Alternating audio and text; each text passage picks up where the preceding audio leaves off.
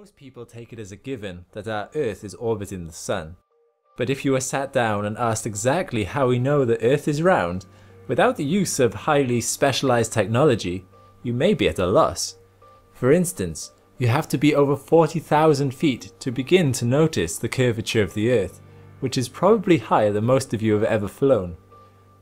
How do we actually know the Earth is round, and that we're not the center of the universe?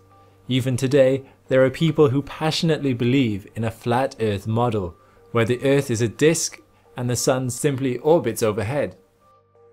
Throughout history, the geocentric model was often thought of as the correct model, where the Earth is the center of the universe and everything orbits around it. So how have some civilizations thousands of years ago come up with a heliocentric model, a round Earth orbiting around the Sun? Without space agencies' photos, how would you prove it? Is there a way to experience this firsthand from down here on Earth? So let's go into a bit more detail about this heliocentric model. The Earth is round and has a rough ball shape, the mass of which causes gravity. The Moon is in orbit around it. This system in turn is part of the solar system, a large number of planetary objects in orbit around the Sun.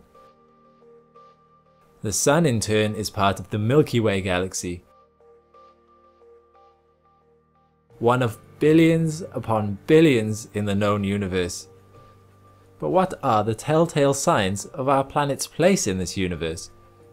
In this video, I want to explain a few relatively simple observations we can make from Earth. The first experiment is the size of the Sun. It doesn't matter if it's morning, noon or evening, the angular diameter of the Sun stays roughly the same. Now this works with the heliocentric model, as the Sun stays roughly the same distance from the Earth, deviating only about 3% throughout its year.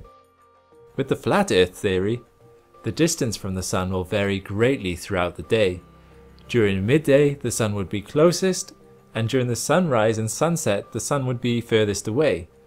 As we know, the further an object is, the smaller it appears, for example a straight road going off into the horizon. But in reality, the Sun actually even appears slightly larger during sunset and sunrise due to the refraction of the Earth's atmosphere, rather than appearing smaller, even though it should be over 2 times further away than at noon. The fact the Sun stays the same size in the sky testifies that the Sun is a fairly constant distance from the Earth. Still looking up into the sky, on cloudless nights, we see some reference points that are pretty much stationary. The stars. Or are they? In relation to each other, they don't really move, only on astronomical timescales.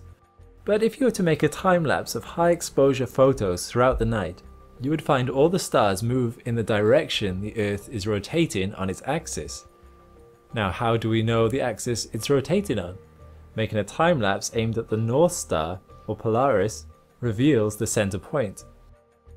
The same can be done at the South. Now depending on the hemisphere you're standing on also reveals different stars. Standing anywhere on the southern hemisphere, for example, means you'll never see the North Star, and from where I am on the northern hemisphere means I can't see the Southern Cross. The fact only certain stars are visible to you is proof of a round Earth, and the movement of stars is proof of its rotation. Thankfully though, with the huge advances in technology in today's world, we can simply observe what the Earth would look like from space using the International Space Station's live feed and other satellites and probes. Remarkably, you can even see the ISS as it orbits over your home, and a few photographers have been able to capture photos of it in surprising detail. This makes life easier for us too, but takes away some of the profound appreciation you can get from discovering these things for yourself. I challenge you to try a few of these things. Go out and look at the planets, look at the stars, and don't look at the Sun, without proper protection anyway.